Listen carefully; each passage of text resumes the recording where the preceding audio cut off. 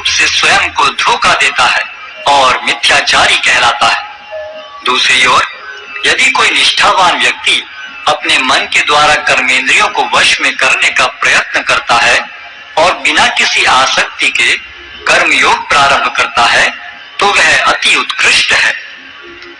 अपना नियत कर्म करो, क्योंकि कर्म न करने की अपेक्षा कर्म करना श्रेष्ठ है। कर्म के बिना तो शरीर निर्वाह भी नहीं हो सकता। श्री विष्णु के लिए यज्ञ रूप में कर्म करना चाहिए, अन्यथा कर्म के द्वारा इस भौतिक जगत में बंधन उत्पन्न होता है। अतः हे कुंती पुत्र, उनकी प्रसन्नता के लिए अपने नियत कर्म करो। इस तरह तुम बंधन से सदा मुक्त रहोगे। सृष्टि के प्रारंभ में समस्त प्राणियों के स्वामी ने विष्णु के लिए यज्ञ सहित मनुष्यों तथा देवताओं की संततियों को रचा और उनसे कहा, तुम इस यज्ञ से सुखी रहो, क्योंकि इसके करने से तुम्हें सुख पूर्वक रहने तथा मुक्ति प्राप्त करने के लिए समस्त वांछित वस्तुएं प्राप्त हो सकेंगी। यज्ञों के द्वारा प्रसन्न होकर देवता तुम्हें भी प्रसन्न करेंगे और इस तरह मनुष्यों तथा देवताओं के मध्य सहयोग से सबों को संपन्नता प्राप्त होगी। जीवन की विभिन्न आवश्यकताओं की पूर्ति करने वाले विभिन्न देवता यज्ञ संपन्न होने पर प्रसन्न होकर तुम्हारी सारी आवश्यकताओं की पूर्ति करेंगे। किंतु जो इन उपहारों को देवताओं को अर्पित किए बिना भोगता है वह निश्चित रूप से चोर है। भगवान के भक्त सभी प्रकार के पापों से मुक्त हो जाते हैं, क्योंकि वे यज्ञ में अर्पित किए भोजन प्रसाद को ही खाते हैं। अन्य लोग जो अपने इंद्रिय सुख के लिए भोजन बनाते हैं वे निश्चित रूप से पाप खाते हैं।